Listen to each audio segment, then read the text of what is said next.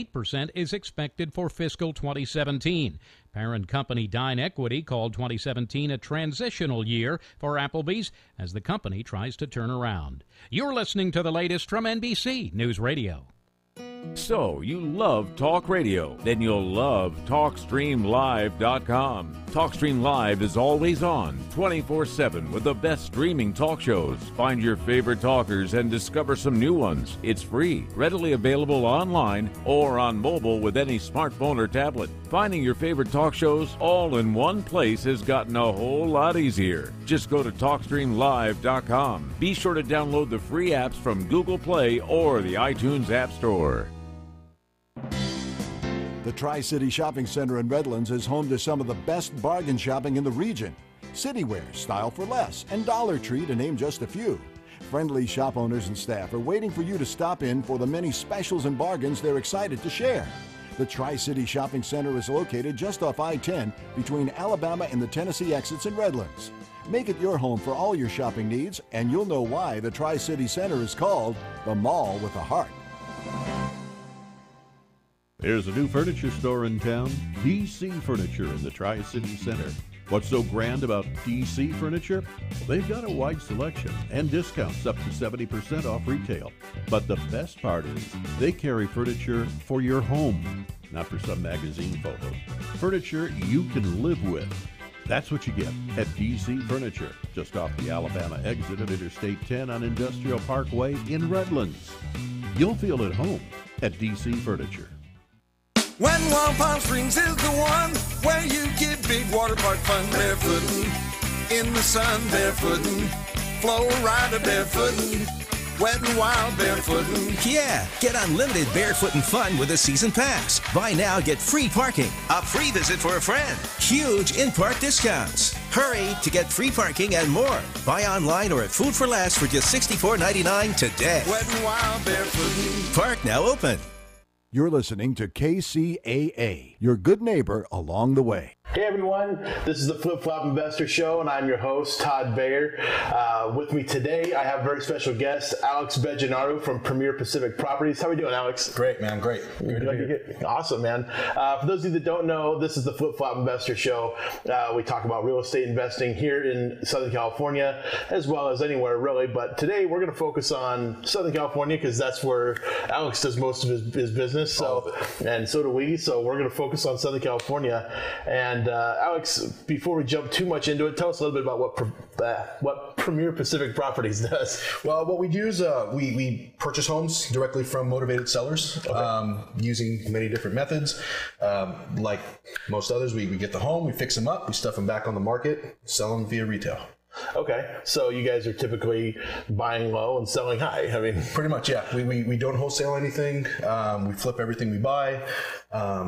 Obviously, sometimes we'll do more work than times than others, but that's strictly what we do. And flipping's sexy. Most people like the idea of flipping. Right. When you talk about real estate investing, and I know there's a ton of ways to invest in real estate, right. Flipping being really just one of them. And there's so many different ways to flip property too. Right. And so, you guys are kind of in a more traditional sort of flipping method where you're buying a property, renovating it, and selling it. Right. Some people, like you said before, a wholesale property where they're, putting a property under contract and then they're ending up flipping the contract onto somebody else, right. Which a lot of people tend to do.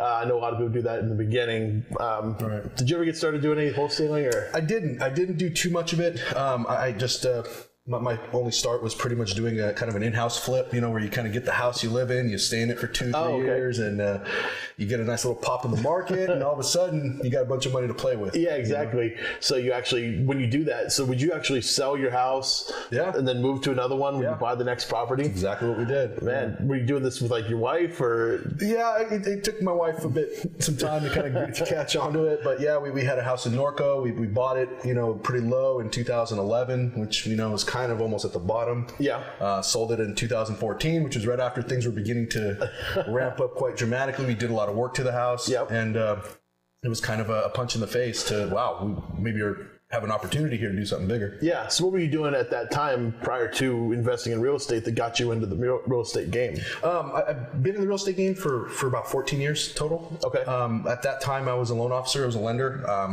really, really high producing lender, doing close to 120 million a year in loan volume. Had a team under me. You were doing like traditional homeowner type Traditional, stuff. Yeah, cookie cutter, conventional loans, FHA loans, VA loans, all that good stuff with a couple big banks at the time. And was doing really good, but working really long hours, coming home, ripping your hair out, dealing with processors, underwriters, things like that of the sort, not to mention with generally corporate America. Sure. You still got quite a bit of your hair for ripping so much of it out. Man, good thing the camera's not in the back. Oh, right? yeah, there you go. Well, there's a reflection in the window. So yeah, we did really good as a lender for a long period of time. But I think what we did with that house was really kind of a big eye opener and kind of what the potential, because I found myself working so hard to make a certain level of income as a lender. At that time we had a young baby, and all the time, you're devoted to work, and you kind of miss some of the good times. So yeah, it was cool. It was kind of a big eye opener for us. Yeah. So you're doing loans, but then what was it that kind of, so you had this house, you saw that you were growing in equity, and you thought, I'm sure this wasn't the first time investing in real estate had entered your mind. No, it was actually something we were looking to do. It was, at that time I was, okay, we need a lot of money to do this. Yeah. And I was making a lot of money at the time, but it got to a point as a lender, you have a certain level of comfort and a certain level of stability, which, you kind of give away the bigger dream to have stability. But once you saw how, I don't want to say easily it's done, but how the opportunity could be right there in front of you. It's just a matter of grabbing it and capitalizing on it. Yeah. So you have a unique way into the business because you already were in real estate doing loans, which you learn a lot about real estate doing loans because you're dealing with escrow companies constantly. You're dealing with the agents, you're dealing with buyers and sellers. Right. So you really do get a lot of information about it. Plus you probably get a good feel for valuation. 100%. Because I don't know if you would ever evaluate your own loans when they came in before you'd get the appraisal. I don't know if you ever did it that way or not. No, we did, but we also hit a lot of time, especially after the crash, where we were dealing with a lot of investor loans. So we were having to do 2 appraisals, or appraisals were coming in low, and then we would have to contest it. So then I would have to pull some of my own comps, or I'd have to find out what the investors did to the properties to get that extra value out of it. So that was a very common thing, especially in 2009, 2010. Oh, yeah. I was getting a lot of those investor, flip loans. Yeah, and that was, it was funny because back in 2009, for those of you that don't remember, the market was so low, and people didn't really know that was the bottom at that point, but it could have gone much lower. Fortunately, it didn't, but they, the loans at that time were not getting approved because of what you just said. Investors were doing these deals, and the homeowners buying them were not the typical buyer at that time. Most buyers were institutional buyers. They were buying REOs, short sales, stuff like that. So the only comps that were available at that time were the REOs and the short sales, which were way below market value. And here you have these investor properties, which are now at a good level, and are probably really what the market value was, and they weren't selling, or they were having a hard time selling because couldn't get the loans approved on the backside. Right, and then you had appraisers also having a dock value. At that time, they had to knock 10% off because of the declining market. They had to put that right on their appraisal forms. So there were many factors that were just making it. Almost every loan we were doing, where values were coming in lower, prices had to get renegotiated, or we had to contest the value. We had to order second appraisals, many FHA and government products, things like that. So so tough time, but you seem to weather the storm all right. Yeah, and believe it or not, I got into that line of work when a lot of people were getting out of it. In 2006, everybody was kind of getting out of lending, and I was like, well, let me try it out. Let me get in there. And then I guess I hit a good bump because it did really good for me. Yeah, well, that's great. Okay, so let's talk about investing. So you're doing these homes. You bought your home in Norco. You sold it in 2014 at a nice little profit, I'm sure, because during 2011, 2014, I can imagine there's probably a pretty good amount of equity you built up. So what'd you do? You took that money and bought a smaller place, or did you rent something? How'd you? Good. Yeah. So what happened was we did probably what a lot of people probably wouldn't do, but like I said, I thank my wife for sticking with me. We decided in 2013 we were going to sell the house. And then we decided to go rent. So we rented our house. We took out all the money in equity, put it together with a lot of money I'd made, and just kind of socking away a little bit as a lender because we were kind of living within the means. We had a new kid, so I wasn't spending lavishly or anything. Right. Yeah, I know you don't have the opportunity to. Right. And and right away, right in actually late 2013, I decided to go ahead and start the business before we closed on the house because I had an idea what we were going to get for it.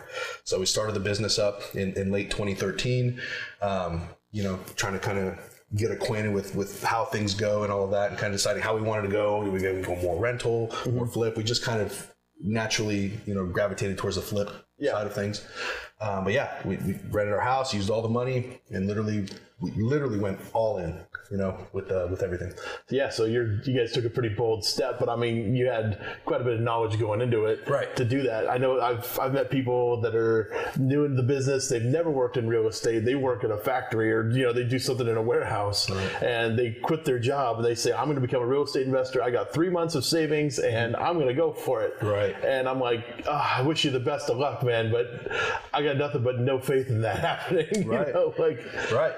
It's difficult because it takes sometimes one or two bad things to happen, which is almost inevitable in the beginning, and it causes you to shut your doors. Yeah. And for them, I mean, the biggest issue that most people face is finding deals, and they couldn't find any deals. So if you can't find deals, you can't invest in real estate. Right. That's just the unfortunate thing that happens. So they came asking for a loan, and it's like, I don't do loans for people that, for people that want to become a real estate investor. I'm sorry, that's not a very savvy thing to invest in. Yeah, especially at that time, when you're looking at 2009, 2010. So yeah, definitely. So you basically move on. So you're renting a house, you're buying new property. So are you sticking around the Norco area, or are you looking to buy more stuff out there at that time? So we rented. We moved to Yorba Linda. So at that time, we rented out there. Our first flip I bought was from a wholesaler. Never forget it. Okay. It was the first one we got in early 2014 in Costa Mesa. Okay. And I lost about 15 grand on it. Wow. And I think we were touching earlier about it, how sometimes the best education is just to kind of stick your head in and accept the fact that you might take a loss out of it. Yeah. But you're going to learn so much more because did you have a construction background or anything prior to? I mean, little from doing your own stuff, fixing a cabinet and whatnot. Yeah, exactly. Yeah. Did you actually manage the whole rehab project yourself? No, I hired a contractor, general contractor. I kind of tried to do the traditional things that I just figured had to be done. We found the house through a wholesaler, so I go on a lot of the forums, I go to a lot of the RIAs, the investment clubs, things like that, to just kind of pick what you can. And like I said, I was the type a deal came and I got it and I bought it right away, and it seemed like it was a winner when you first get it. Yep. And then literally problems hit a week later, and just one after another. And it was a flip we kept for 6 months and actually 7 months, and should have been done with sooner. But man, I think everything that bad could happen. Did. Yeah. So, I like talking about problems a little bit because, I mean, they call it the Flip Flop Investor Show because we talk about flips, we talk about flops. So this definitely was a flop. Oh, yeah. So, let's talk a little about some of the problems that came up because a lot of people don't know the things that can come up in a deal. So, what was the first problem you sort of ran into that property? First one, I mean, so we hired a good general contractor, made sure he was licensed, made sure, we looked at one of his projects he was doing, so I kind of got a chance to see what was going on. Very first thing, I make the mistake of trying to bypass some of the permits. Okay. And especially when it came to a roof. Yeah. So, I'm thinking, okay, we'll save a few grand. Typically, you think investors try to cut corners here and there. So try to avoid the roofing permit. Yep, that's a tough one. That one always gets caught. Always gets caught. Yeah. So this one, they had the roof put on. There was another layer put on. And I think literally 2 days later, we had a red tag put on our door. All the workers were kicked out. Yep. Told us I had to literally take down the whole roof and rebuild the whole roof because the inspector didn't see it. Yeah. So did you actually did that? You actually took the whole thing down. Wow. Okay. So that's a pretty costly thing. Yeah, it was a very costly thing. I mean, it was done right the first time and it was fine, but we had to take what was put up down completely. It was done. Yeah. It had been done for a few days. So for the cost of a permit, I mean, looking back and in hindsight, right, like $1,500. Yeah, $1,500 for a permit to do the roof would have been well worth it than having to do it twice. Because do you remember how much you spent on the roof? $9 grand, I think. Each time? Yeah, each time. Yes. Actually, the second one was a little bit more because then, they were a lot more particular about little things on there. Sure. And the inspector kind of had it out for me at the time because we knew we were trying to, sneak around. Well, that roofer probably loves you. Oh, yeah. He loved it. Two roofs, one house. Score, man, right? Okay, so that's a problem. That sucks. That's going to cost you. More problems. What else came up? Man, the contractor was, and I didn't notice that until later on at the time, was going through a lot of issues within his own business. So I was noticing many times I was going out to the properties, nobody was working there. I mean, periods of a week and a half, 2 weeks, nobody was out there whatsoever. So yeah, going out there, nothing's being done. I'm calling the contractor. Contractor's coming up with every list he can, every item he can in the book as to why he couldn't be there, why he couldn't show up, why, we have this and this, this is on back order, this door's on back order, that, it's whatever he finds at Home Depot. Yeah. Right? I don't care what kind of door, just put something in. Yeah, put a door in. Right. So yeah, that was another big thing, and it ended up taking a job that should have been 45 days. I mean, ended up taking him over 4 months to do it. So just the carrying costs, because we had, hard money at the time. Okay. The carrying costs were building up, plus we had a little issues with the permits, and inspector now coming up to us saying, "Oh, well, was this pipe done to code, and this and this?" And, sure. Can we find out there were a lot of things he was doing that weren't really done up to snuff? Okay. So again, because we were trying to cut corners in the beginning, learned very quickly that's probably not the best thing to do. So did you have to pull a rehab permit then? Yep, full permit for everything. Yeah, so you got the permit, now you have an inspector coming out for various things. And I don't know how deep you went into the house. Did you go down to like rough electrical, rough plumbing, anything like that? Yeah, we did. We took out a couple retaining walls that were there. Yeah, we blew out a couple of the walls in that whole house. I mean, restructured the master bath in there and a closet to give a larger master suite. I mean, yeah, we did. We were a little over $100,000 rehab. Okay, so that's a full remodel right there.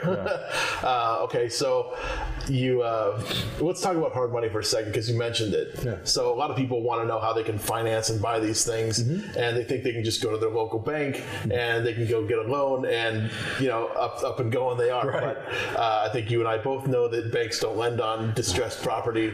So if you know of any, let me know. Yeah, I know. I'd love to get those great rates. Right? Exactly. They're not around right now. Actually, I just got a magazine the other day that says subprime lending's coming back. So I don't know. We're going to look more into this. Let's hope. Yeah, because I know for investors it's great. Yeah, good stuff for us. But so you went through a hard money lender, which typically is going to be easier to qualify for. Asset-based.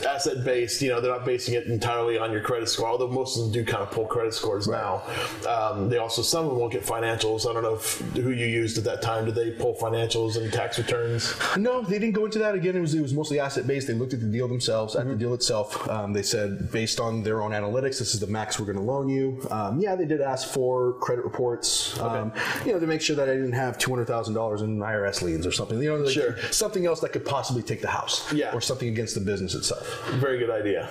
To kind of protect themselves. So yeah, they did that. They did the credit. They asked for bank statements to make sure that I had money to even rehab the house. Okay. Because that's a big deal. If you're not borrowing 100% of the project, then they're going to want to make sure you have enough money to finish it, because that's what they're making the loan based upon, is the completed house, not the house that it is right now. Right. And they were also very conservative. They knew it was one of my first ones. I didn't have a whole track record of houses to show them. Right. So yeah, they were able to only give me a certain percentage of the purchase price. And they didn't want to do a holdback or anything for the rehab. They instead gave me, I think it was like 70% of purchase price, 75% of purchase price. So 2014, that was pretty common. Yeah, it was a $580 purchase price, so it stung a little. Oh yeah. That plus then you got the rehab costs on top of that. Sure. You're trying to learn kind of as you go as well what to expect. Yeah. And so, do you still use hard money now with your purchasing? Yeah, we do use private money, a lot of private money with most of what we're doing. Okay. Right now, coupled up with still our own cash. We are using some other outside sourcing as well, some other outside capital. Okay. Because right now we're trying to really expand quite dramatically. We've kind of hit a good kind of mode here for marketing and so on. So now it's just a matter of we need more money to put more gas in the fire. Yeah. Okay. So that makes sense. And you mentioned marketing. So a lot of people want to know how to market a business like this. And I know a lot of people mail. We don't. We've never actually done a single piece of mail, but some people do. So, I actually just stopped mail about 3 months ago. When I was doing upwards of close to $15,000 a month, just in Southern California, LA, Orange, Riverside, San Bernardino County. We were doing close to $15,000, sometimes even going close to $20,000. It struck me because I think we stopped in April. We looked at how many deals we'd gotten throughout the year, and I'd probably spent, I'd probably sent out combined 70,000 mail pieces year to date up until April. Yeah. Hadn't bought one house. Not through any of those mailers. Not through a single. And I'm talking about I had strong lists, not the typical absentee owners. Yeah. I mean, I had strong foreclosure lists, NODs, NTSs. Yeah.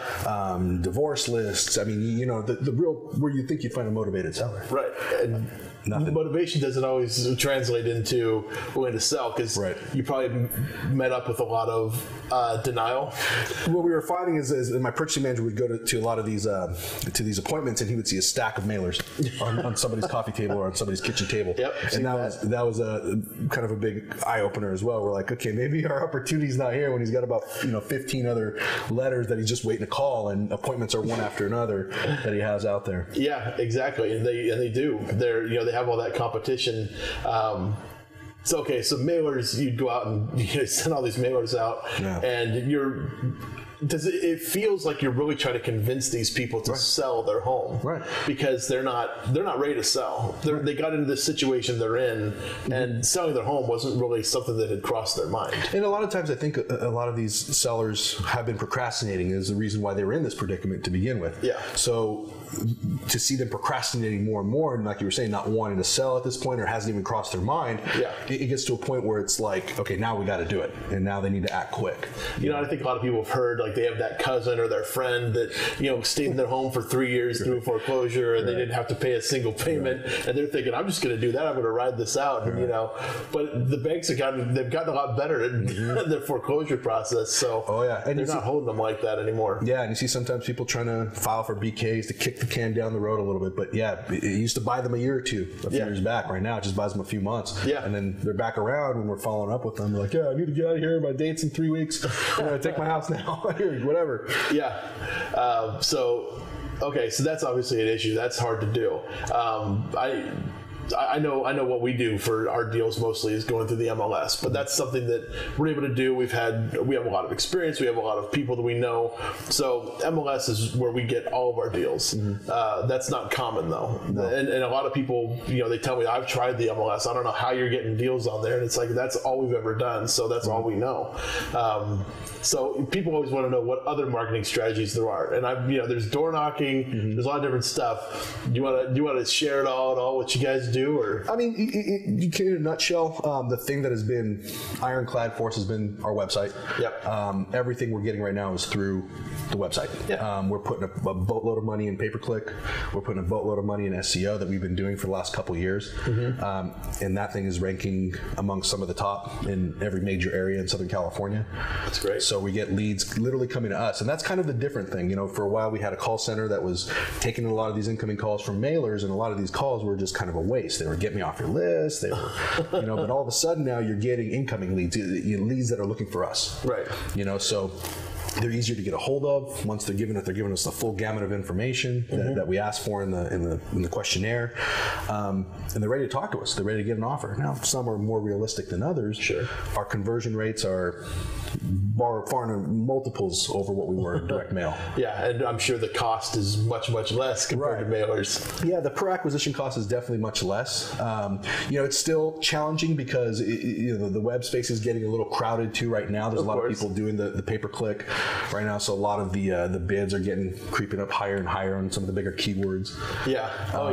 On the pay-per-click stuff. Yeah. Right. And so if you pay for advertising online through Google AdWords or something like that, you're gonna be paying a certain amount of money just for it to. So every time somebody clicks on that link on the right hand side of Google, every time in the search results, if somebody clicks on that for some search words like "sell my house" or something like that, would be probably like $15 or something. I mean, for ones like We Buy Houses, whatever city, almost 60. Wow, $60 a click. A click.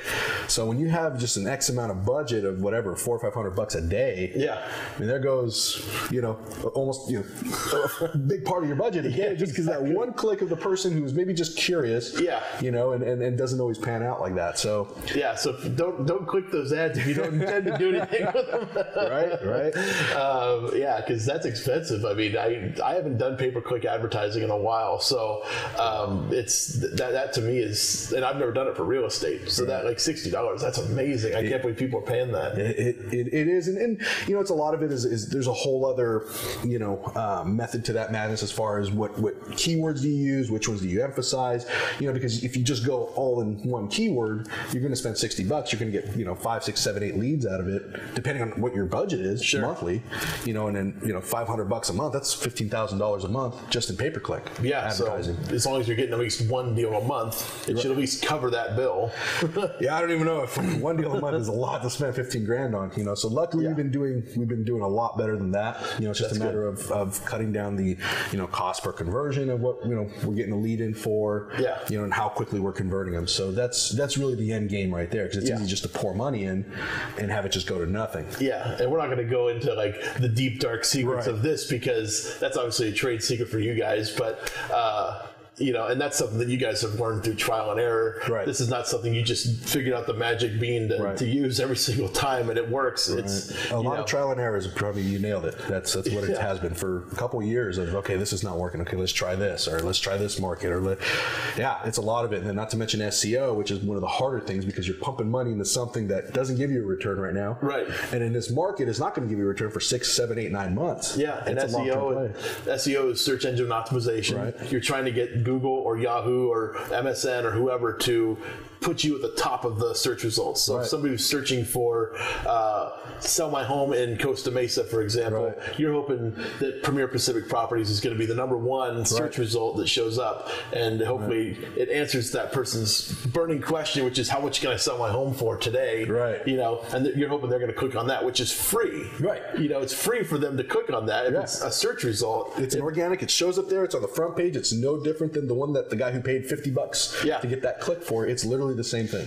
But you might have to spend quite a bit of money in a web developer or somebody like that that's going to put together a good website that's optimized for search engines. Right. And then you constantly have to be updating your keywords, and you have to be constantly adding new content, things like that, to stay at the top of the list, because you'll eventually start slipping when somebody else gets, has a little bit better content or whatever. Yeah, and that's exactly what it is right now. It's becoming a lot more crowded. We're noticing when we're going on some of these appointments, we're noticing other competitors from other websites, and it's a lot of them. We're noticing some of the same people too, which is kind of funny to see. It's not like direct mail where it's just a random free for all. A guy who does a lot of business versus someone who does no business can have the same shot.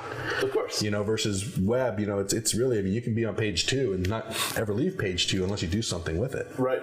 Yeah, and a lot of it too is, once you get them to the website, there's that call to action. You got to get them to do the next step. Right. Which is, okay, you've seen our website, you've checked out our team, you've checked out our our company, you've seen our office, all this stuff. Now we got to get you to the form to fill out that says, I'm interested in selling my house. So I'm sure that's been a difficult thing. That has been a whole other science in and of itself, that it's been like one of the biggest things I've been learning is, just how certain colors on a page or how certain questions are structured and things, could get somebody to fill out your form or to move on to the next. It's literally a whole new science just in that in and of itself. Yeah, and I know like Amazon, for example, they've spent a lot of money on figuring out how to get people to, purchase with one click. Right. Like they want to try and make the checkout process as easy as possible so that it's not difficult for you to buy as much stuff as you want, So the same thing goes for our sort of business, is that we're trying to get as many people to fill out that form, and you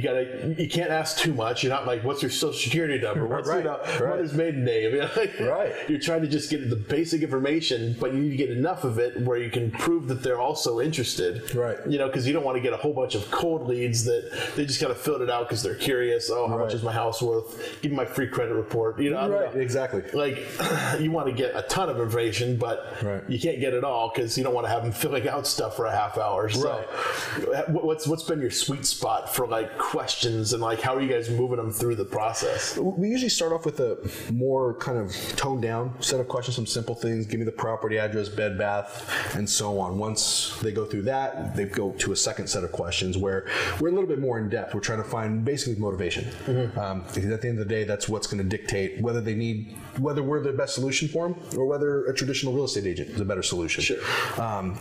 Depending whatever, if they're behind on their payments, they're behind on tax payments, they're going through a divorce, some kind of hardship, whatever the case may be. So we go through that. We try to find out what it is they're looking for out of the property. What are they trying to sell it for? So it just allows us to really screen it much better to know if, is this person just trying to see what he can get full retail for this house? Yeah. Or is this person really trying to get out of a bad situation for themselves. And then on those deals, I mean, there's probably plenty of them you've gotten where this is just a normal house. There's nothing wrong with it. People just want to sell. Do you end up referring that off to a real estate agent and they take on the listing? No, we do have a listing agent that my wife's a listing agent. Oh, perfect. So yeah, so she lists everything we do. Okay. In the scenario that we have something that we call it wholetailing, where we'll buy it and then we'll just go around and just stuff it on the market. We won't really do any work to it or anything because the house is in decent shape. There's no need to rehab it. We can make a quicker buck off of it. Yeah, sure, and make it in the form of commission rather than the form of profit on a value add of some kind. Right, exactly right. So and we weigh out every single one of them. Majority of them have needed a lot of work. We just picked another one up, here recently that doesn't need a whole lot of work. Yeah. So we're just going to take it. We're just going to stuff it right on the market and list it right away. Okay. So yeah, there's some people that are, and I'm sure you've dealt with this, and it's always funny to me, but I mean, people have lived in a home for 20 years, and they might have bought it new 20 years ago, but, here we are, that's in the late 90s, and styles have changed. Right. So the house might be great. It might still function perfectly fine. Cabinets are still great. Everything's fine. You might need to replace some of the carpet or paint the walls, but, people don't seem to understand that I got to rip out all those tile countertops you got, all that cherry oak or that blonde oak that you have in there. I got to rip all that out and put in new cabinets. Quartz countertops are going in there. Like, I got to do a different rehab now. And people a lot of times associate, they'll think their house is worth the one that has the new quartz countertops, the new everything that's been fully rehabbed. Yeah. And they'll think their house that has a standard oak and the 6-inch white tile and the regular chrome faucets that were standard with the builders. And they'll think, oh, well, all my stuff's brand new. It's in great shape. Yeah. Well, great shape doesn't necessarily going to get you value. Yeah, exactly. I mean, it is to an extent, but it's not. People want a lot of things. I found homes that are done, things that are turnkey. I mean, they want that model home, perception when they walk into a house. They just want to be wowed. Exactly. Yeah, and I can't tell how many people they have wallpaper up, and I'm like, that wallpaper's got to come down, right? Because 90% of people don't like wallpaper, and the other 10% don't like their wallpaper. So you got to get rid of all that wallpaper. We had wallpaper in this office actually when we first got it. We had to tear that out and a lot of people don't even realize how much it costs to take down wallpaper. I know. They think you just peel it off like a sticker, and I'm like, not all the time. Yeah. Many times, no way. Yeah, and you'd think sometimes because it's been up there for so long, it'll be easier to pull off, but in some cases it's the opposite. It's harder to get it off. Way harder to get off. I mean, it's in there so good that it's a whole other process. Yeah, especially if the people were smokers for some reason, because you get there's like a tar on the on the walls or something that's and the smell just sticks there. It doesn't go anywhere. Oh God. Yeah. Yep. I know that smell. Not a good smell. So we're doing search engine optimization. We're doing pay-per-click ads. Are you guys doing anything that's sort of outreach, like going out and finding leads that way? Right. So what we're doing right now is going to start doing a lot more door-to-door marketing. So we have target houses that we've put together, ones that we may know are vacant, ones may know that be in foreclosure or whatnot, and we're actually putting together a sales team who's actually going to be canvassing some of these properties that we're trying to target. Yeah, ones that we know people have motivation. We know there's equity in the house. Mm-hmm. We know that they need to sell. And it's just a matter of convincing them versus some other route. Right. So, we just made our first hire. He'll be starting that this week. So, and then from there, probably bringing in more people just to start canvassing. I'm glad we got you in now before you're going to get crazy busy because, right? Yeah, things are going to get crazy for you guys pretty soon. I hope so. Okay, so you got... Okay, so we're doing marketing that way. You mentioned going to RIAs, and this is a big deal for us also because we have a RIA ourselves. But when did you start going to the real estate investment clubs? From the very get-go. I think it was one of the, Even back when you were doing traditional loans? No, when I was doing traditional loans, as in 2013 when we decided that we were going to go down this route, I started going to a few RIAs just to kind of start to educate myself. There were a lot of speakers, that I'd gotten to see and learn from, Bruce Norris being one of them that was, kind of a big, he was like big eye opener again for me, as far as being able to determine what market we're in and just being a smart investor. Yeah. Because I always took the approach, I'm not going to be one of those idiots that just goes in and we've got a lot of money at stake here. Of course. Yeah. So I wanted to try to also be as smart as I could. That's always a good idea. Right. So, and that was more or less to educate and also understand that I had to just do it. where I think a lot of people go to these RIAs and they're just, we call them seminar junkies. They just go to these things. They never really do anything. They just show up to call themselves investors and never really do anything about it. Yeah. I pretty much the opposite. I think I bought my first flip before I started even going to RIAs. But, we went there and we were getting our first flip and just kind of learning back and forth. It's the people that go and I don't have the magic wand that I can just wave and make these people investors. I wish I could, but that's the unfortunate thing is a lot of people that come, there's probably a good, even at our club, probably 40% of the people that show up every single month it's their first time coming, and they want to invest in real estate. They've probably seen the shows on TV. They might have even heard some radio shows or something on there, but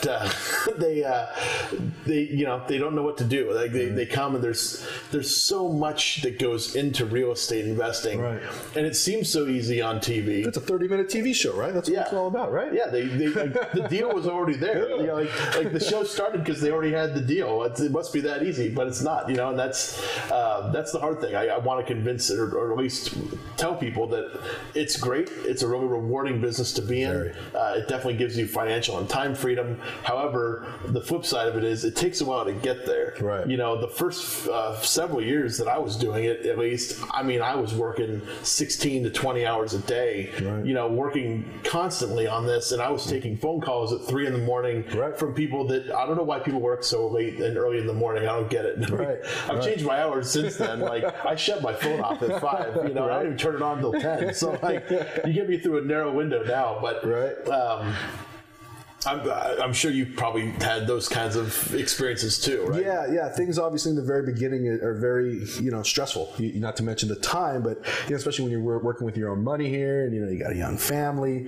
It's not a matter of if it's going to happen. For me, it was a matter of when. So whether it took 16, 20-hour days, whether it took me going to every RIA that I could to try to get as knowledgeable. At the end of the day, I just also told myself, I'm just going to get into it and do it. Yeah, that's the only way you're going to learn. Because at the end, what you see on TV is not that easy. You just buy a house, and the hardest thing is what? I have $1,000 plumbing change order. That's the hardest thing. They make it seem like that's the biggest deal on TV. Right. To me, it's just do it. Don't even bother me with a phone call. Yeah, exactly. So you find out really quickly the focus, and at the end of the day, the focus is finding more. That's the hard thing. The easy part's fixing it. The easy part's putting it on the market. Yeah. All that stuff's already there are people lining up to work those parts of the job with you.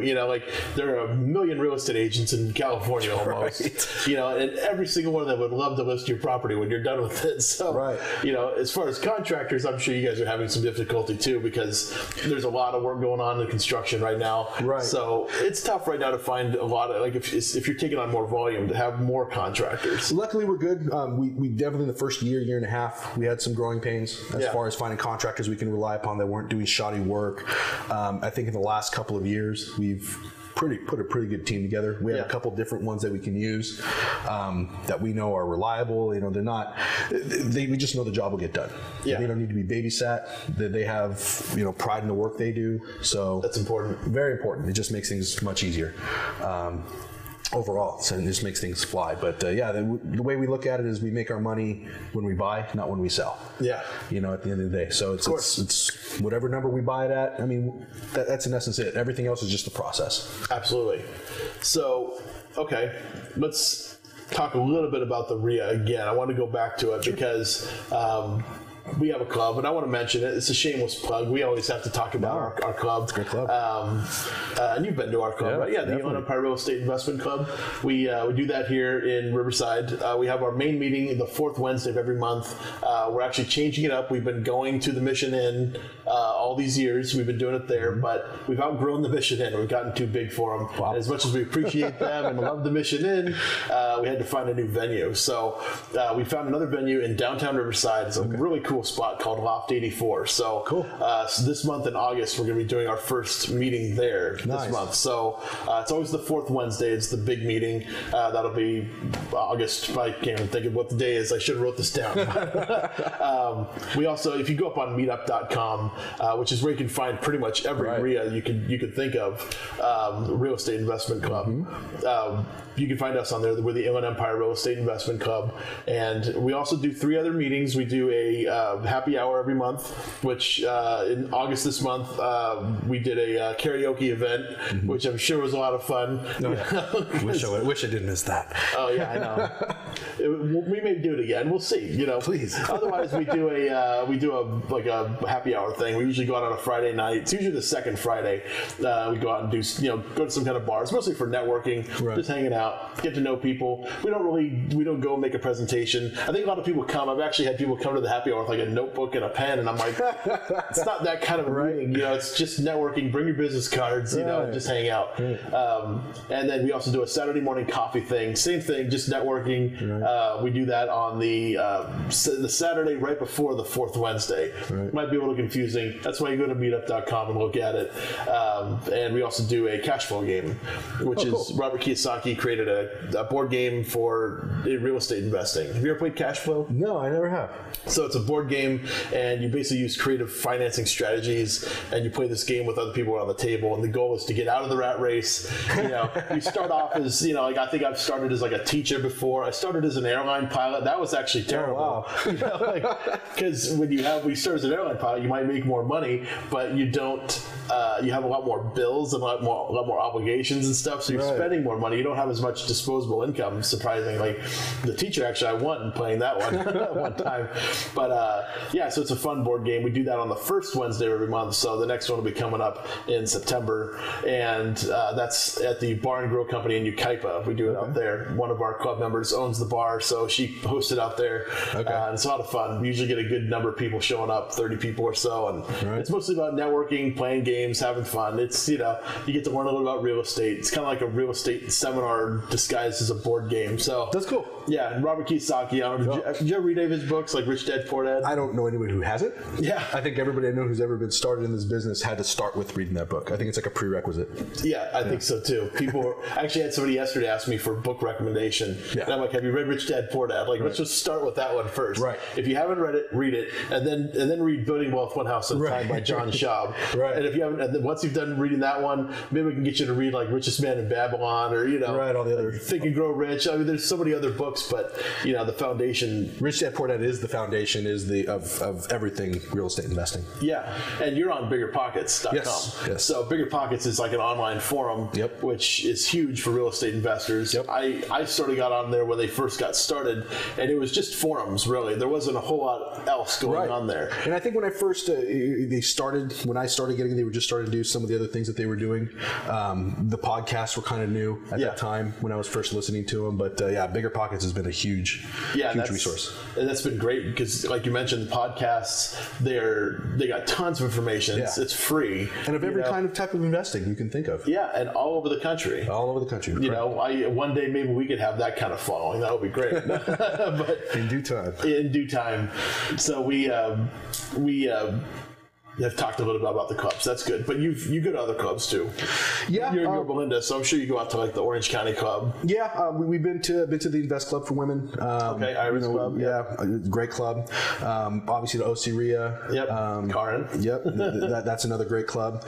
I try to go to, like I mentioned earlier, I follow Bruce Norris a lot. Anywhere he speaks, I try to go. We're going to go to the I Survive Real Estate that we usually go annually. Yep. That's coming up right here in September. Yeah, we're going to be going to that too. Yeah, which is not even a half mile from my house in Yorba Linda. So it's great. That's a lot of information there. So I try to, whenever I can, to try to attend these as much as possible, just to kind of keep the blade sharp. What's going on and kind of where the trends are going, and maybe if there's other opportunities that fall somewhere else. And they do.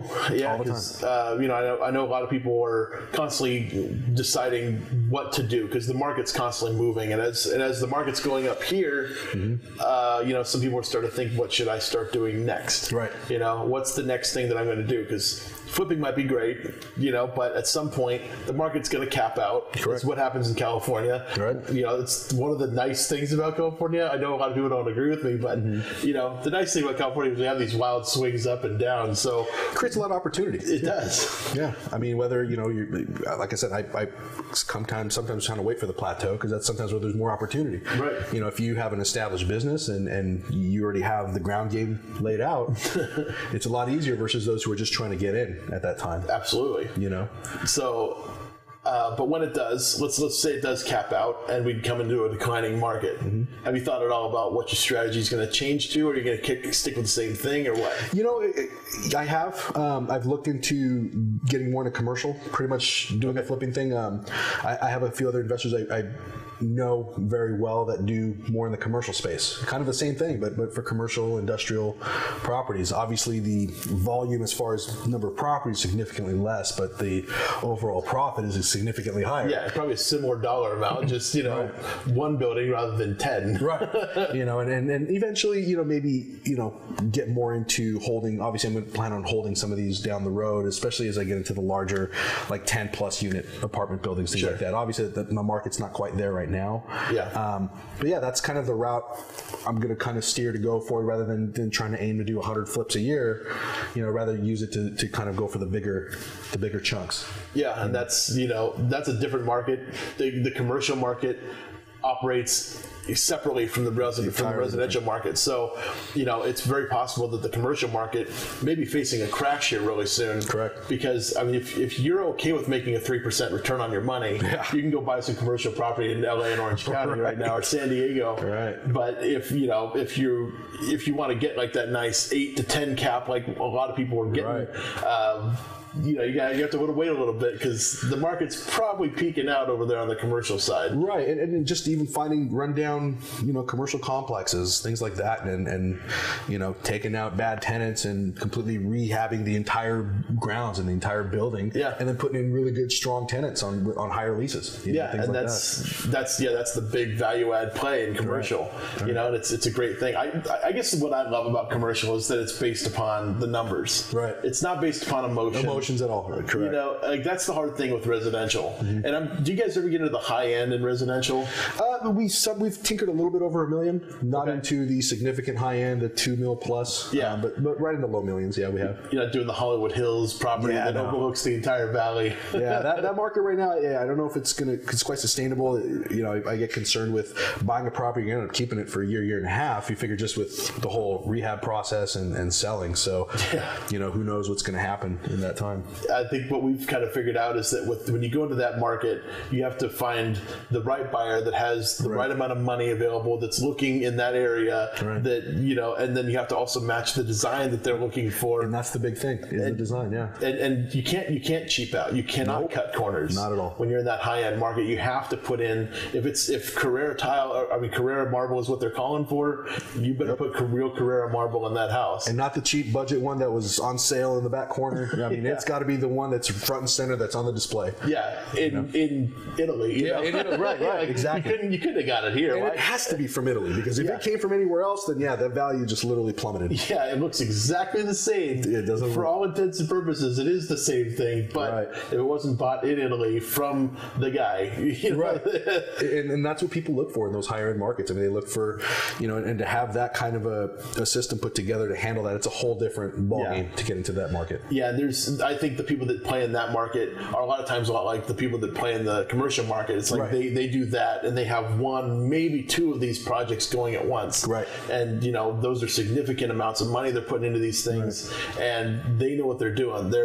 They spend their time and money on design. They know their buyer inside and outside. They already know not maybe the physical person, but they know what that buyer wants. They know exactly who is that buyer going to be for that house and what taste they like, and they gear towards that in that certain area.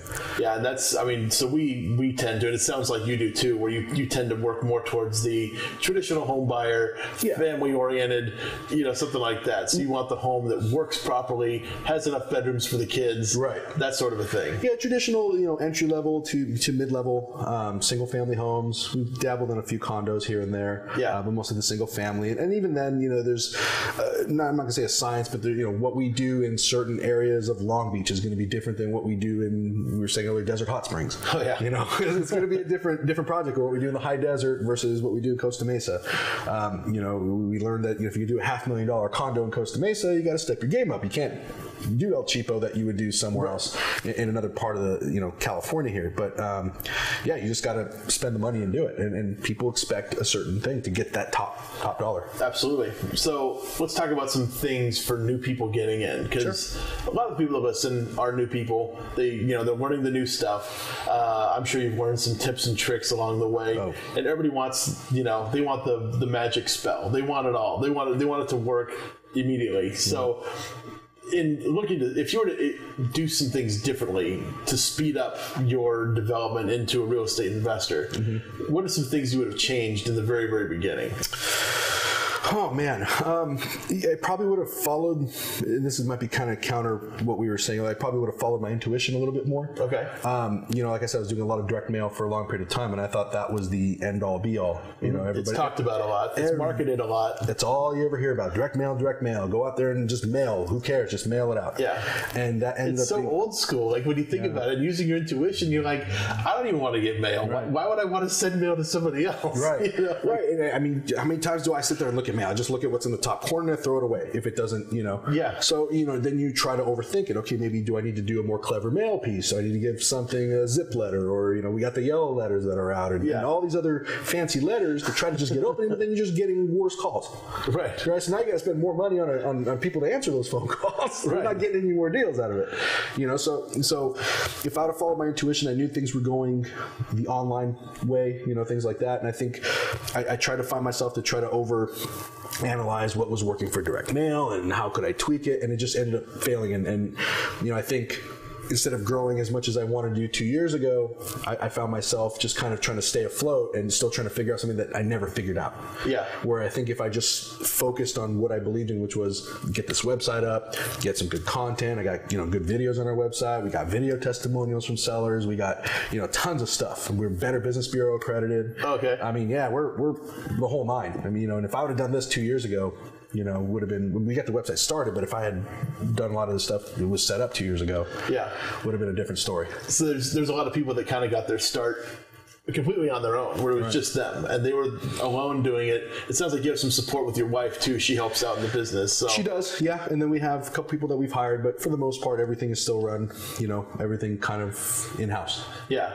And you guys have more or less set up all the systems so that you can maximize your return on time.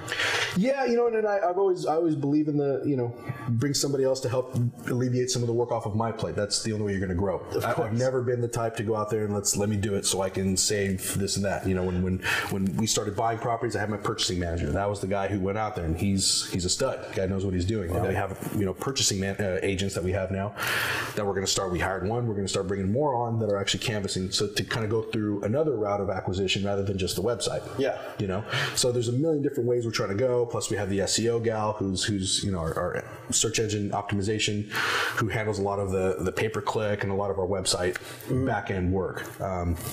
So we have a lot of those people put in place that handle it, out of our office, and everything goes great, and my wife who just listed.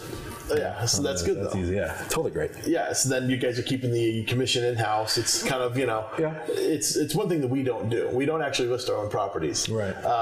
It's something we've talked about. We've kicked around the idea so much, but I think we've built the agent relationships so well because usually who we're buying it from is going to end up selling it for us. Right, and we're the same way. If we end up getting something from an agent where we have in the past, just turn around and just give right back to them. Yeah. Regular commission, nothing. Yeah, nothing fancy, Now, some people do, we'll give it to you for 1% listing. I'm like, no, man, pay them at least 2.5%. That's the going out there. It's funny because like most people I talk to, they got started in the business. They had this sort of mind mentality. Yeah. And like in the beginning, they wanted all of it for themselves. So they wanted to list it themselves. They wanted to do all the construction themselves. Right. They wanted to do every single thing themselves. But what they don't realize is how that cuts them down on their time, and they can't focus on the next deal. Right. Because if you want to be successful, you got to focus. Like once you buy one, you're like, that's great, but I'm already on to the next 3 that I have lined up in my pipeline now. Right. And I always try to kind of say that, I'm not really running a real estate investment company. I'm running more of a marketing company. Mm-hmm. At the end of the day, is is my goal is to, how can we buy more? How can we get the leads to increase? Everything else will just come. You can get somebody in there to take care of all that. I can get a project manager to come in and oversee the contractors, which I've kind of let my general contractors kind of double as a project manager. I want them to oversee it, and send the bill, pretty much. Yeah. Because I want to focus on finding the next one. That's where, where the growth comes. And then eventually, you're going to put that off on somebody. You're going to try to look as you're trying to do other things. So it's just, but yeah, some people get stuck. They want to pound the hammer. They want to, I want to list it myself. It's very common that you see out there with people who want to do just a couple flips a year. Yeah. They see money walking out the door because they're listing it with an agent, or, they have to pay for escrow and all this stuff. It's like, yeah, you kind of have to do some of those things. Right. Oh, I want to save on the notary, so I'm just going to go to UPS store and do it rather than go to escrow.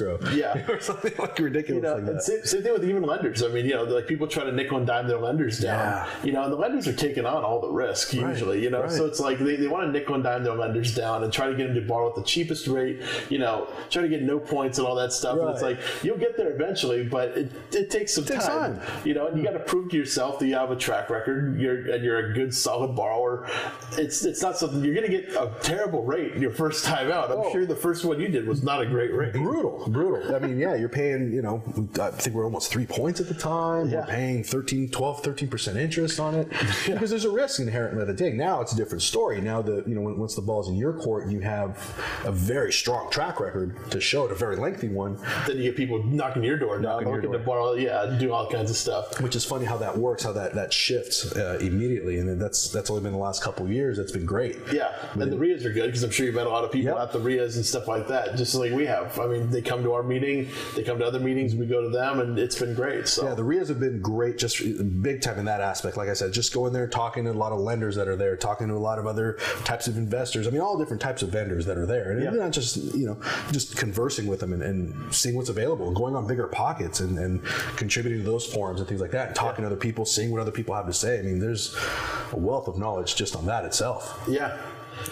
So we're running a little low on time, so I'm going to mention one last time, the Inland Empire Real Estate Investment Club. If you're interested in coming out and talking to some other real estate investors, becoming a real estate investor, anything like that, come check out the Inland Empire Real Estate Investment Club. You can go on meetup.com and pull up that information and find out more.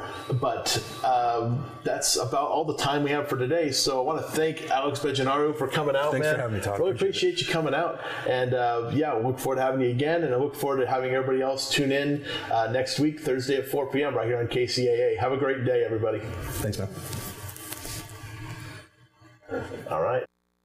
KCAA Loma Linda, 1050 AM, 106.5 FM, and now 102.3 FM. A 2% slide.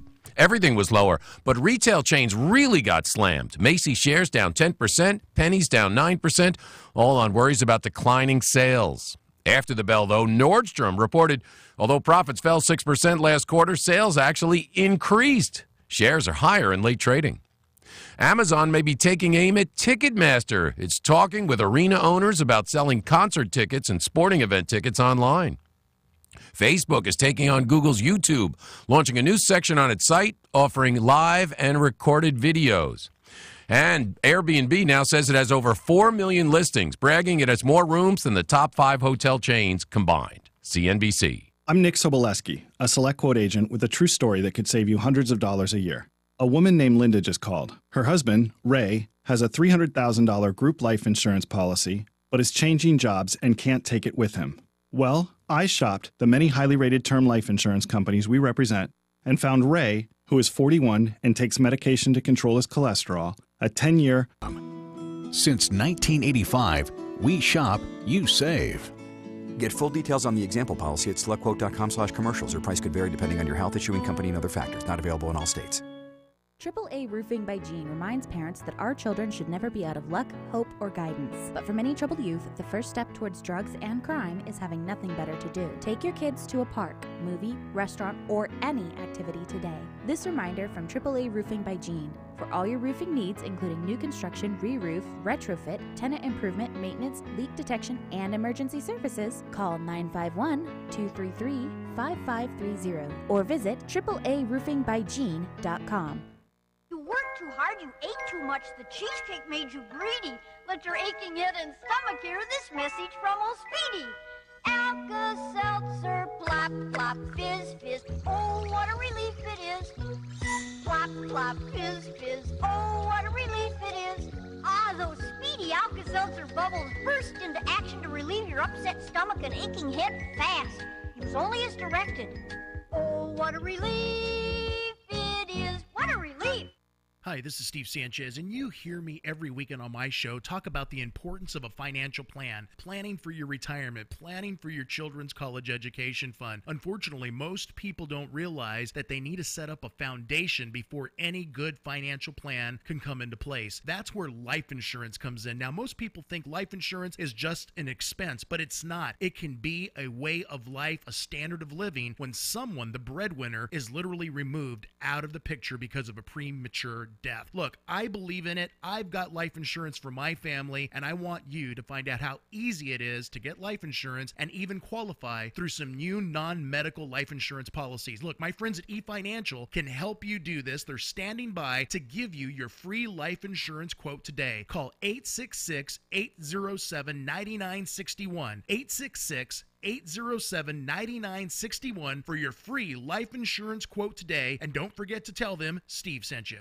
This is Pastor Greg from Chosen Generation Radio Show, heard right here on KCAA, 1 p.m. Tuesdays and Thursdays. Do any of these sound familiar? Not sleeping well, waking up tired, drinking more coffee than usual, can't stay focused, craving sugary drinks and snacks, feel like you're stuck on a treadmill, having trouble managing your weight, not sick but not firing on all cylinders? Any one of these could mean that you might have a system overload, and Thyrodrenal might just be right for you. Think about it. You've probably been feeling like this for a while. Life has a way of wearing you down, and if you aren't getting the right nutrients, then physical and emotional wear and tear will take its toll. Most of us at some time or another could use some nutritional support for our adrenal and thyroid glands to bring things back in balance. Our bodies respond well to optimal nutrition to keep daily energy levels up and stress levels down. Try Thyrodrenal from Michael's Naturopathic Programs, a nourishing support formula with vitamins, minerals, and herbs to put back what life takes out. Look for Michael's on the label. We're serious about good health. Thyrodrenal is available at leading health food stores nationwide. If you don't see it on the shelf, then ask for it by name. Thyrodrenal.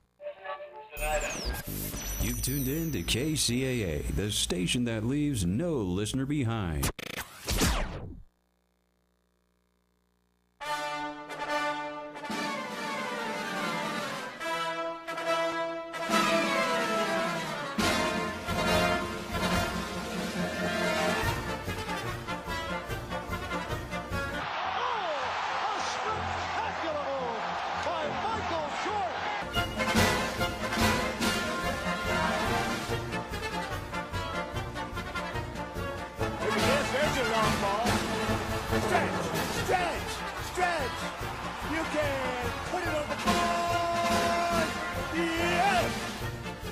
Welcome to the Sports Circus from fabulous Las Vegas, sunny Southern California, Honolulu, Hawaii, Phoenix, Arizona, Memphis, Tennessee, Little Rock, Arkansas, of course. You know, folks, I think even we stretched down to Tuscaloosa, Alabama, too, if I'm not mistaken.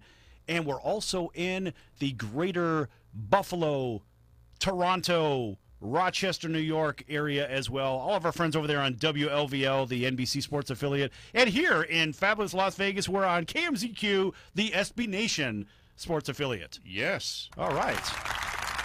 Okay, folks, today's show is brought to you by the American Business Trust Company, specializing in startup consulting, sales and marketing, corporate strategy, and investment capital. Visit them at abtrustco.com or call 657-600-1876. That's 657-600-1876 for all your business needs. Hurry up, give them a call. Hey, folks, listen, we've got some great news here. And just today, breaking news, the Sports Circus is proud to announce that you can now listen to our show on iHeartRadio at iHeart.com and in iHeartRadio's iPhone and Android app. iHeart functions both as a music recommender system and as a radio network aggregator.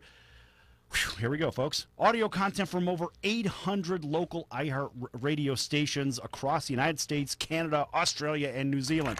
Yes, folks. Go ahead and search for the Sports Circus. Nice. Or just go Sports Circus on iHeart, and you'll find us. You'll see my picture. I got to get the tent up there. It's just, you know, that's what they had up there for right now. Anyway, folks, but we've expanded. We're blowing up. That's exactly what's going on. And that's what's happening with the circus. So another big round of applause for us. Excellent. Right. Okay, so Long Beach Lenny's with us today. Long Beach Lenny is our co-host. We have Colonel Bucky as, of course, our producer in charge. We even have Kid Dynamite here today. And we have a special guest, and that would be Vince Workman, 8 years in the NFL as a running back, as many years as a scout for the Green Bay Packers as well. Great to have you on there, Vince. It's my pleasure. Glad to be here. All right. So Vince, we're blowing up, kind of like you carrying the ball, just blowing up, right? That's right. Let's do it. I still see your videos. You're out there on the Ohio State field, or on the side field anyway, doing your drills. Oh yeah. Well, I'm a fitness instructor right now, and one of my coworkers, a couple of them are putting together, Anywhere Athletes, and it's a great program just for anyone who is looking to train, for young athletes or coaches who want to get some tips on drills and things like that. We're putting together some videos at athleteanywhere.com, and you can follow these drills. We got football, basketball, soccer, hockey, and nice. we're going to have baseball also. So you can follow them. They're doing a great job with that. It's just beginning, so if you follow them, and like I said, a coach or a young athlete, a parent that wants to work with their child, can watch these drills, and it can help them to get jump-started into, next level. So, Vince, that was theathleteanywhere.com. Correct. All right, folks, make sure you write that down, and we're going to go ahead and we'll repeat that several times through the show just in case you forgot it or didn't write it down the first time. All right, so Lenny, we had a lot going on in football, and Vince, we're going to want your input on a lot of this stuff because, we'll certainly talk about your clubs, but we also had some chaos going on around the NFL and the camps as well. Yeah. We certainly did there, Sal. We had specifically over here on my side of the nation, the good old country of Southern California, as I almost want to call it every day, because we are a nation in itself. But here we have, Vince, first we didn't have any football out here in SoCal. We were dry as the Mojave Desert. Now we've got the Rams. Now we've got my beloved Chargers. We are smothered in football. And it just seems like, Vince, we have so much juice, so much testosterone coming out onto the field that now we have a great idea. Or is it, Vince, that the Chargers and the Rams promote inter-squad scrimmage games against one another, and yesterday, in a simple throwing a wide out against the DB, here comes Phillip Rivers throwing a ball to the left side, there's some contact made, and then ensues a brawl with both teams, just going at one another. And I'm talking, grab you by your pads, and I'm taking you down. Now, I want your opinion. You're getting put in the same area. You're playing in the same district, the same city you're fighting over, and now you're playing one another in scrimmage. Is this a good thing, or does this need to have some separation drawn, Vince? Vince, before you answer that question, one other thing to think about was one of the players on one of the clubs took his helmet off just to make a point to the other club because they were saying that somebody else was popping off to them. So I just wanted to throw that in there first because you know what that means as soon as the helmet comes off. Right. Well, the thing about it, in training camp, it's intense anyway. You got guys that are trying to make the team, and when you get a chance to go against an opposing team, the adrenaline gets going, and you want to make an impression. And sometimes, guys will take a little extra shot on another guy, and they may get offended by it. One guy's going, 3/4 speed, the other guy's going 100 miles per hour. And when you're playing against another team, you're not familiar with how they practice. Say, for example, when I was with the Green Bay Packers, we had a couple guys during practice that we knew that we had to be aware that they were out there because they were the type to come up and give you a little extra thud, or hit you a little bit. And there were some other guys where they would just run by you and not even touch you, So you got to know who your personnel is. So when you're going against another team and you're not familiar with how they practice, sometimes that guy that gives it extra thud, the person getting hit can take it as, be as an offense that he's trying to hurt him or something. But it may just be the way that guy practices. but he's not accustomed to it. And, you know, when that happens, you know, guys get heated, you're tired, you're going against somebody else, you're trying to, you know, you don't want to get your, get your ego hurt. You don't want to show that you're soft or that you're just going to let people push you around. So, you know, you're going to get up and defend yourself. Well, and in that case, your teammates are going to come defend you also. You know, 'cause I've been in a situation where a couple of times we've gotten to some skirmishes and teammates did not come in to at least break it up. And, you know, they got they had some words that were said to them afterwards for not helping or defending their teammates. So, Vince, what if your quarterback is popping off and, you know, he's just about untouchable? So basically everybody else has to take the brunt of it because that guy's got a big mouth. Well, everybody knows Phillip Rivers is a competitive guy, and he talks a lot. You know what I mean? Same as Tom Brady. Those guys do talk a lot.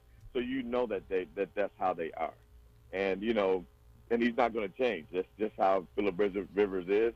He's one of those guys that is competitive, and he's one of those guys that likes to talk a lot of trash.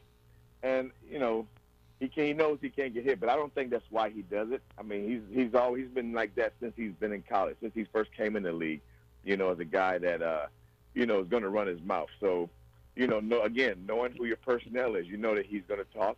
And, you know, but at the same time, he's your quarterback, and you're going to back him up. You got to back him up. Unless he's out there throwing punches himself, you know, then, you know, that's one thing. But, you know, he's not going to jump in there. And, you know, when the quarterback is in the middle of something, everybody comes to protect that quarterback, regardless of who it is. They're going to come out there to protect them. So I have one quick question before we go to break. We've got about a minute left, Vince. Let me ask you this. You know, like in that movie, The Longest Yard, the original one, when yes. Right, when Burt Reynolds was discovered to be cheating, do you believe in the last 30 seconds here that maybe the Red Sea would part and maybe somebody would go in and let them take a lick on their quarterback only because he just doesn't know how to shut his mouth? Not in today's game, no. I think there'd be too much. I love that idea, though. Yeah. Not today. Like I say, the quarterback is protected, and if another player from another team goes and hits the quarterback like that, then you're talking about it really going to be, you know, maybe the coaches might be fighting with each other also. Right. That happens. Right. Well, I just wanted to mention that because, you know, we have seen that, and I'm sure back in yesteryear, you know, that certainly was the case where, you know, if people couldn't shut up, fine, we'll have somebody shut them up. Anyway, what we're going to do is pick up this discussion in just a few minutes here on the Sports Circus when we return, and I've got Bucky over here holding fingers up saying, we got 10 seconds. No, 15. Whatever. Right. Don't worry about it. We'll be back here in just a few minutes, folks. Okay, after these words. Buddy. Are you a small business owner or pursuing the dream of starting your own company? Do you know where to start or how to grow that existing business? The American Business Trust Company has the answers you need. The American Business Trust Company can help you with startup capital, business strategy, sales and marketing, and establishing your company with a physical location or on the internet. You decide. You bring the idea, the American Business Trust Company can help with the rest. For a free evaluation, you may visit them online at abtrustco.com. That's ABTRUSTCO.com, or call them at 657-600-1876. That's the American Business Trust Company, 657-600-1876. Call them today. They can help your business right away. So, you want to be in show business. Do people tell you that you're really funny, you have a great personality, and you should have your own talk show? Many of us have been told that, but we don't know how to get started. It's easier than you think. Let the pros at Cali Vegas give you a free talent evaluation. Call 949-445-1119 and learn how quickly you can create, produce, and host your very own talk show. Imagine not having to sit in traffic every day, commuting back and forth to the same old boring job. Get started in television or radio today with your free talent evaluation from Cali Vegas. Call 949-445-1119 or visit them online at calivegas.com. Make your dream come true today and create your new career and learn how to become a television or radio star with the help of Cali Vegas. 949-445-1119. Call now.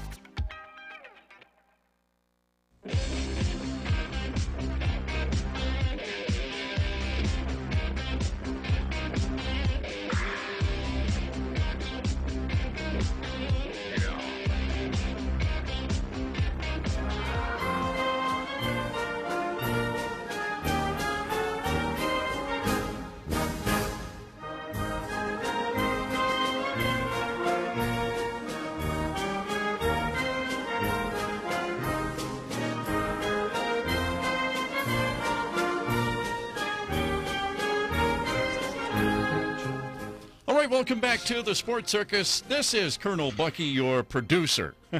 Colonel Bucky says. This segment is brought to you by Erica Hervel, bringing you a wealth of expertise. Erica is an expert in the sizzling real estate market. You can call her today, 702-376-3464, for a free consultation. That's Erica Hervel, 702-376-3464, the real estate expert who works for you. And all of those investors from coast to coast here in the United States, Canada, even Australia and New Zealand, listening on our iHeartMedia podcast. Oh, good stuff. That's there. everybody. I'm not clapping me. I'm no, just that's for clapping. Erica. Yeah, don't applaud that's yourself, that's mister. That's for Erica. Right. You know, Vince, he has a problem with applauding himself. You know, it is what it is, folks. No, you got to be able to give credit where credit's due. Right. Well, he gives credit to himself. You know, he's been breaking his arm, patting himself on the back for the last month or so. I don't know. Anyway, so I know, Lenny, you had a couple of questions. Yeah, I wanted to tack on just real quick one thing that you said, Vince, when you were saying that, okay, here's Rivers, he's known to talk trash, and he's a talker, and then you said, same as Tom Brady. Come on, player, they are not the same thing. You got a guy that's got rings, you got a guy that has a supermodel wife, you got a guy that's been on 80 boxes. All right, come on, let's be real. Then you got Rivers over here that will cry a river at the fans when he's walking out of the tunnel. And Philip, that's the leader on your team. Hey, listen, come on, listen. Philip Rivers has a statue of himself erected in front of his house. All right, and nowhere else. But what I'm saying is, hey, you don't have to have your ring to talk trash. You know what I mean? Talking trash is talking trash, and you got guys that sit on the bench that don't even play talk more trash than the guys that are out there playing. You know, so talking trash is just what some people do. You know, I know what you're saying, though. I know what you're saying. Right. All right. I just want to know. We need to just put them in two separate universes, okay? I mean, they're in the galaxy together, but they're in a different universe altogether. The second thing I wanted to ask. I'm just talking about the trash talking part. Now, as far as ability and all that rest of the stuff, that's different. That's totally different. But just as far as trash talking, they're about the same as far as trash talking. Because they're both competitive. Oh. They're competitive guys, you know. You know, Vince, we are the largest listening audience of the Raider Nation right now, and you're talking about talent, and they're all looking and saying, "Come on, Vince! If it weren't for that tuck rule, that guy wouldn't have been in the league." Okay, so they're all telling you that right now. Do you know how many arguments I get into with people about that? I mean, if you're a New England Patriot fans they will die. They go to their grave believing that was a legitimate play. But anybody else, technically, yeah, by rule, it was. But there's a rule that, like you say, you never hear of, and half the people, including myself, didn't even know anything about the rule until that happened.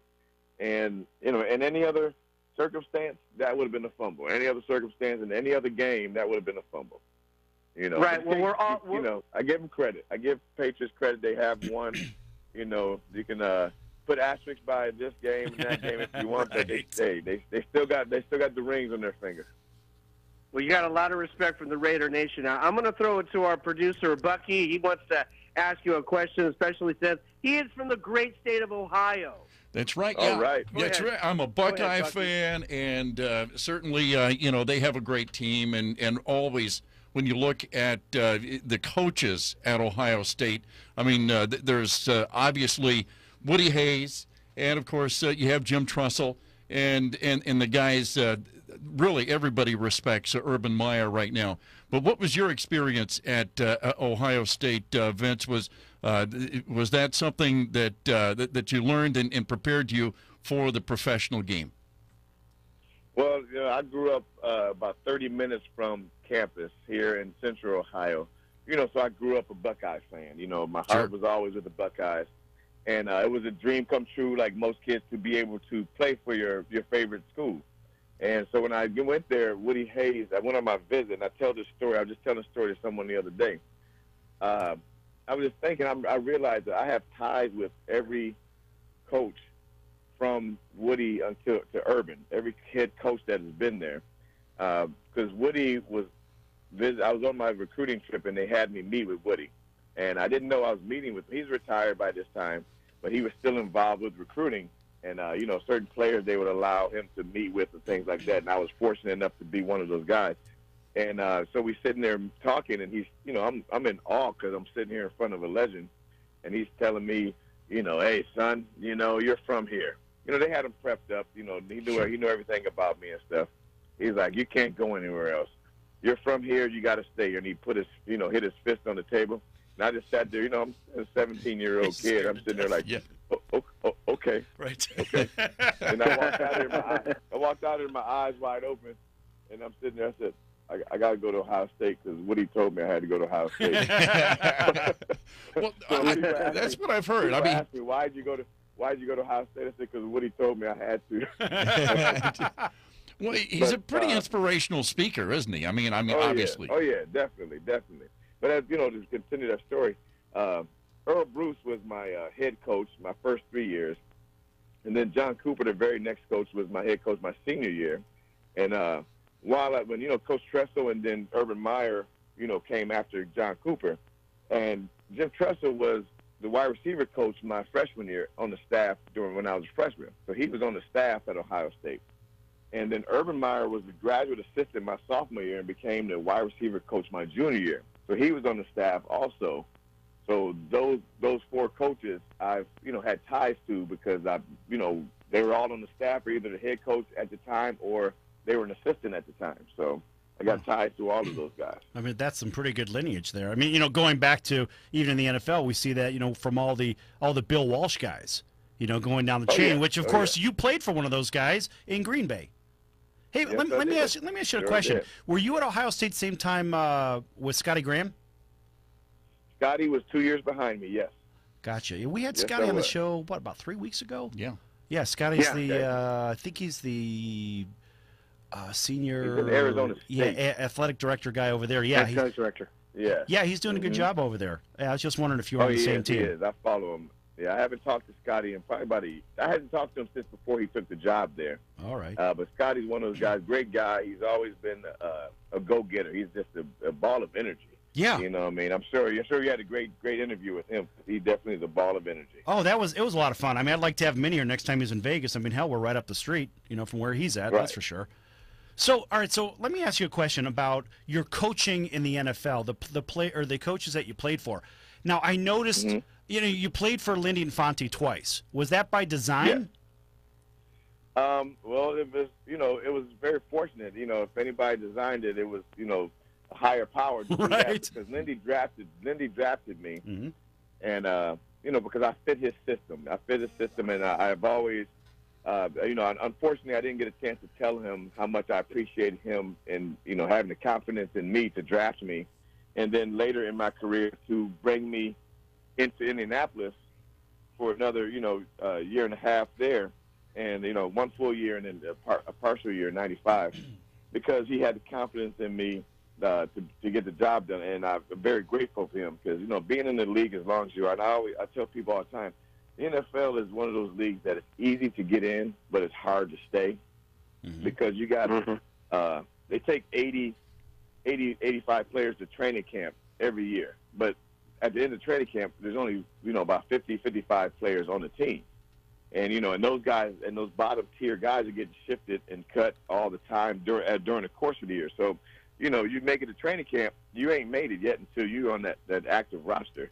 And then and if you're not a starter or if you're not a big-time money guy, you're going to be fighting for your job the whole year because you can get cut at any time. And like I say, with Lindy Infante, I just was very fortunate to have him as a guy who, trusted in me and believed in my abilities. Yeah, that's amazing.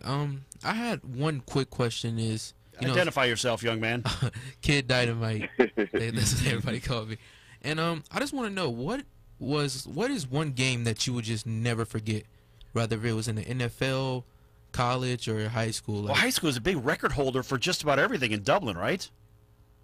Well, I was very fortunate in high school. I had, when you're in high school, my upbringing, is different from some, and moving to I was born in Buffalo, New York. I was born in the projects living in the projects in Buffalo, New York, and we moved to a suburban area, country area, really wasn't. It was out past the suburbs. We lived in the country area of Dublin, which was a culture shock for me. Coming from the projects to a predominantly black neighborhood to move to a predominantly white neighborhood.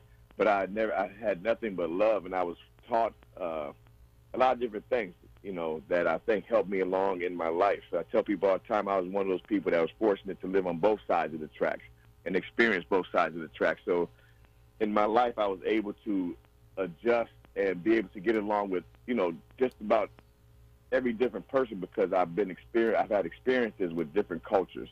And I think that has helped me, as I said before, has helped me through my life to be able to, I'm like a chameleon, to be able to adjust with everything.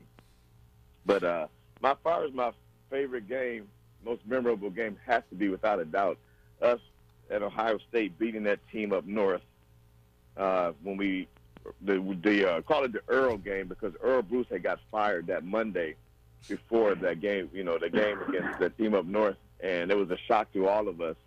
And we wore headbands for him, and we were underdogs, like 2-touchdown underdogs, and we went in there, and beat them on their home field, so that was probably the most memorable one. So let me ask you a quick question. I know we've got about maybe 1 minute left in the segment. You certainly do remember the game where Brett Favre came in and took over for Don Majkowski, right?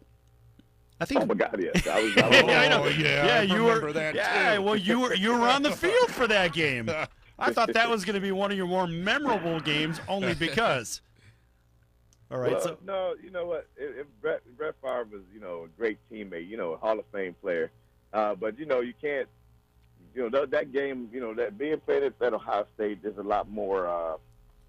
Right. No, I think it's more memorable just because of, you get closer to those guys. You kind of grow up with those guys. NFL guys are moving around all the time. You develop friendships with people, but sometimes you don't get the chance to get as close to certain players as you do in college or high school. You know what I'm saying? Right. Well, I'll tell you what. Yeah. Let's pick up on this discussion on the other side because I've got a couple of questions about that as well. I'm a fellow Big Ten guy as well, but my team's been taking lumps for many years at Purdue. But we'll get into that in the next segment here in just a few minutes. On the Sports Circus, be right back. Don't go anywhere. We're here with Vince Workman. Bye-bye. Attention, Are you a small business owner or pursuing the dream of starting your own company?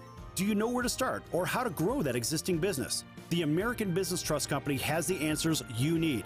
The American Business Trust Company can help you with startup capital, business strategy, sales and marketing, and establishing your company with a physical location or on the internet. You decide. You bring the idea, the American Business Trust Company can help with the rest. For a free evaluation, you may visit them online at abtrustco.com. That's ABTRUSTCO.com or call them at 657-600-1876. That's the American Business Trust Company, 657-600-1876. Call them today. They can help your business right away. Do you have any questions about legal issues? Have you ever been stopped by a police officer and issued a ticket that you're scared to deal with? Have you ever been in trouble with the law and don't know what to do? Do you have a will or power of attorney question? Is your home being foreclosed upon and you don't know where to turn? Maybe you were given a contract that you don't understand. For freedom and a worry-free solution, call for Legal Shield today at 213-245-1305. It's that simple. You will have access to high-quality law firms that will fight for you for less than $1 a day. Peace of mind is just a call away. That's for Legal Shield. Call 213-245-1305 or visit us at nocourt.us. It's justice for all and not justice for some. So, you want to be in show business. Do people tell you that you're really funny, you have a great personality, and you should have your own talk show? Many of us have been told that, but we don't know how to get started. It's easier than you think. Let the pros at Cali Vegas give you a free talent evaluation. Call 949-445-1119 and learn how quickly you can create, produce, and host your very own talk show. Imagine not having to sit in traffic every day, commuting back and forth to the same old boring job. Get started in television or radio today with your free talent evaluation from Cali Vegas. Call 949-445-1119 or visit them online at calivegas.com. Make your dream come true today and create your new career and learn how to become a television or radio star with the help of Cali Vegas. 949-445-1119. Call now.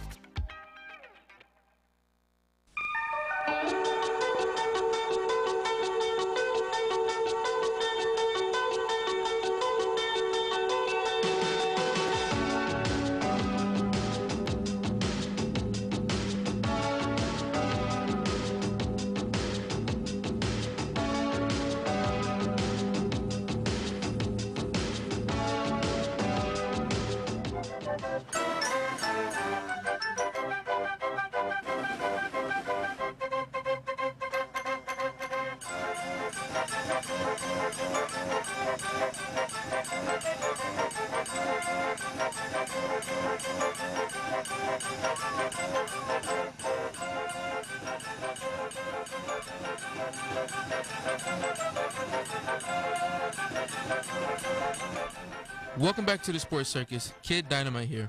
This segment is brought to you by Legal Shield, providing legal protection whenever you need it. Do you like to drive fast? Like to talk on the cell phone or text when you're driving? Maybe you need a lawyer for another issue. Are you a victim of identity theft? You never know what's around the corner. Give Legal Shield a call at 213-245-1305 and have peace of mind for less than $1 a day. That's Legal Shield, 213-245-1305. Call them today. Or go to nocourt.us. I got to tell you, Vince, the reason he reads this is our intern. His name is Malik. But we call him Kid Dynamite because he normally blows up the read. He normally makes a mistake, and what happens is whenever he does, this is what happens. Hey,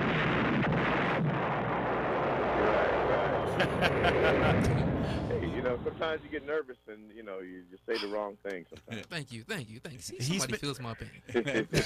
He's been reading this for months, and one way or another, he'll say something. But you know what? Congratulations, you did it right. I'm going to give you a fist bump for that. The piece a day, not a piece a day. Right. That you complain about all Peace the time. of mind. Okay. All right. So hey, Vince, let me ask you. All right. Now, you had a chance to play for Lindy a couple times. You played for Mike. You also played for Sam Weich, right? Yes. Contrast Sam versus Mike. Sam was he was definitely a much more emotional type coach. He was much more emotional. He would get caught up with reading the other team's newspaper clippings, you know, to see what the other newspaper are saying about us and things like that. He tried to motivate us in that way by talking about what this team doesn't care about. This is what they're saying about you. Different stuff like that. He was trying to motivate us with psychology, you know, where Mike would just tell you flat out, you do this, this will happen. If you do that, that'll happen. He wanted perfection. In practice, we didn't condition because he said we'd get our conditioning done during practice. We didn't do anything afterwards, you know, so we had to, you know, run 40 yards after a catch or 40 yards after a handoff. The defense, everybody had to run to the ball. And if you didn't, you know, you got penalized for it, you know. Right. You didn't play or we did conditioning. So, you know, it didn't take long for us to realize, hey, he means business. And Sam was more of a guy that I don't want to say played mind games, but he used a lot more, you know, psychiatry type stuff to motivate us. Well, it's interesting to hear the contrasting styles in coaching, and that's kind of where I was going with it. Go ahead, Lenny. Yeah.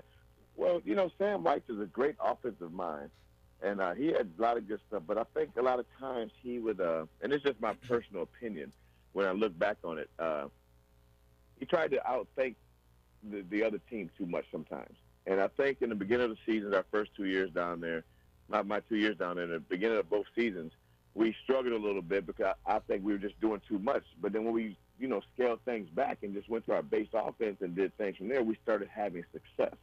You know, so I just think sometimes he just tried to outsmart or get too fancy. And not that he was a bad coach. I always thought he would be a better offensive coordinator than the head coach. Sometimes people do better if they just got one thing to focus on. Sounds great. So Vince, this is Lenny. I want you to go ahead and step back into the Wayback Machine. I want you to go back a few years with me, and I want you to identify a couple of things. back in basketball, it seems that the dominant big man is gone. Basketball is different. The game has changed. It is a swing the ball around, small mentality of a game. Football, I can remember, and I was reminiscing with LaDainian Tomlinson when he had his speech, and he was saying that he was a guy that ran up the eye, through the tackles, behind that battering ram, Lorenzo Neal. Now, where has that player gone, Vince?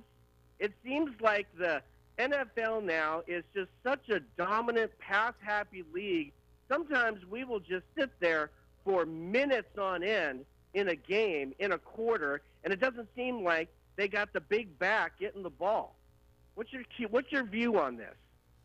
Well, it has. The game has changed. If you look at the, you go back, going way back to the 70s, you had, those teams that, had the big fullback or the big running back. In the 80s, it was the same. But then when San Francisco, Bill Walsh brought in the West Coast offense, that was the start of the change of things, because when he started using the running backs, Roger Craig, or, even before Roger Craig, Wendell Tyler, and those guys in the passing game more, then you start seeing that, and fortunately for me, because my skill set fit that type of play, that type of system where they threw the ball to the running back a lot. I was more of a receiving back. I was not a 220 pound, 195 pound running back that could come out the backfield and catch passes. And so I think the West Coast offense and the success that they were having in San Francisco started changing things. And if you look back on Buffalo in those years when they had Jim Kelly and Thurman Thomas, same thing. They started going to those backs that were a little bit more versatile. And then in the 90s, it seemed like it started to go back to the big power back where they started running the ball more. And here in the 2000s, it's kind of shifted back to, you're finding those shifty guys. You look at this year's draft, McCaffrey and different guys like that who come out, or backs who are very versatile that they're looking at getting nowadays. I think just how, and it'll probably evolve again to something else here in the next 10, 15 years, just depending on who's successful. People, just like any sport and anything, this is a copycat league. If something's working and teams are winning, people are going to try to copy that. Now, Vince, I think you have a couple of records for most receptions for a running back in a game, don't you? For the Green Bay Packers and for Carolina, right. But I don't 12. I think it was 12 passes by a running back in a game. On one of them. Yeah. Is that not correct? I believe that's with the Packers.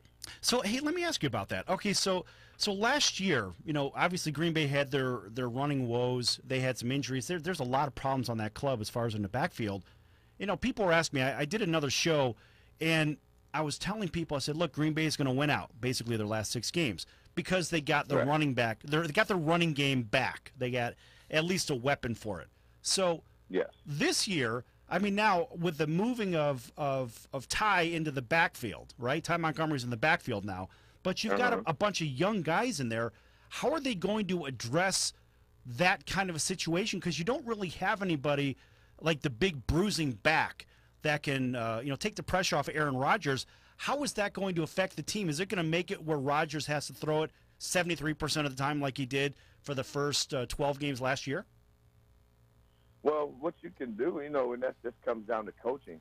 You may not be able to, if they can't pound the ball like they want to, what do? You just start using the running back in the short passing game, start throwing flares to them, send them in the flats or little dump-offs and things like that, and that kind of opens up things, running screens and stuff like that. So a lot of that all depends on how the team is playing you.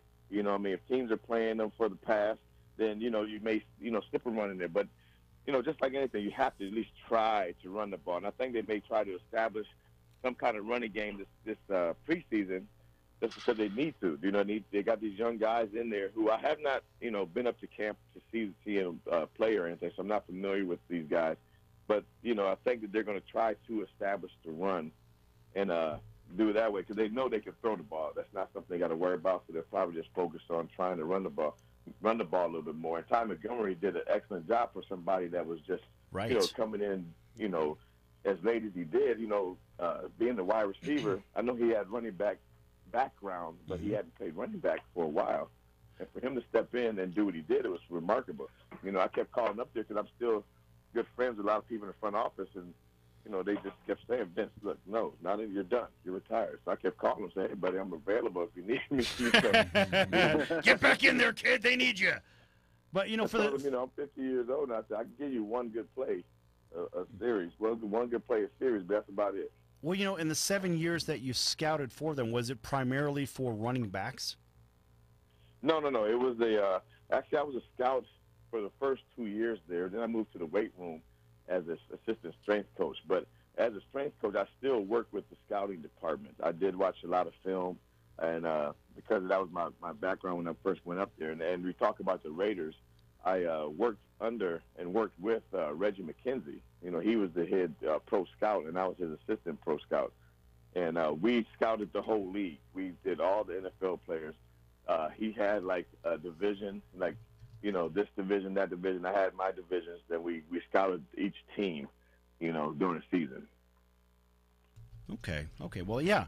We've had a plethora. If you look at our featured guests, I mean, geez, we've had so many guys from, whether it's the Raiders or this team or the Rams or the 49ers, whatever. Mm-hmm. And we're getting a lot of really good perspectives from coaching as well as from players. We've had, in fact, we had Tom Flores on the show a couple of times.